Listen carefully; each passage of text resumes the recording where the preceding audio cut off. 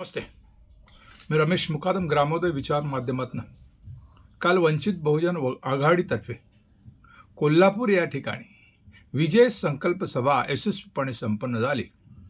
सदर सभेमध्ये प्रकाश आंबेडकर यांनी आपल्या भाषणामध्ये सांगताना सांगितले की ही संकल्प सभा वंचित बहुजन आघाडीच्या विजयाची नांदी आहे. मोदी सरकार जे काही निर्णय घेत आहे ते चीनच्या दबावाने घेत आहे आणि त्यामुळे भारताचे विदेश नीती फेल झालेली आहे आणि म्हणून भारतीय जनता पार्टीला मत देणं म्हणजे येथील बहुजन वर्गावर अन्याय करणार आहे असं त्यांनी सांगितलेलं आहे.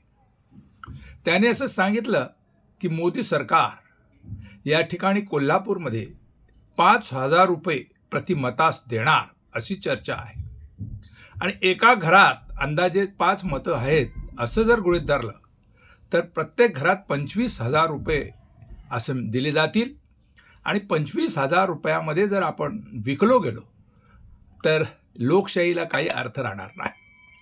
आणि भारतीय जनता पार्टी ही या देशातील राजकीय पक्ष नष्ट करण्याच्या मागे लागलेला आहे.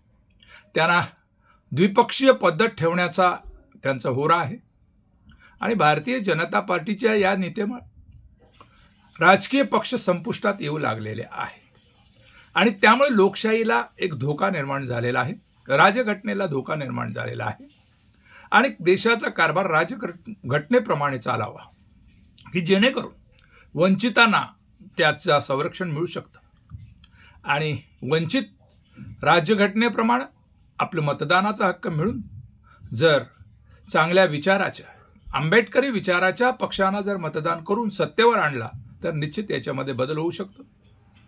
कोल्हापूरमध्ये बबली आणि बंटीची लढाई आता होणार आहे आणि प्रस्थापित जे कोणी लोक आहेत तेच आपलं राजकीय घोडं पुढे नेण्याचा प्रयत्न करणार आहे आणि वंचित घटकाने या संदर्भात जागृत राहणं गरजेचं आहे. आणि या संदर्भात आपलं म्हणणं काय कमेंट्स करा आणि माझा व्हिडिओ आवडला तर लाईक करा, सबस्क्राईब करा आणि फॉरवर्ड करा. जय हिंद, जय महाराष्ट्र, जय भारत.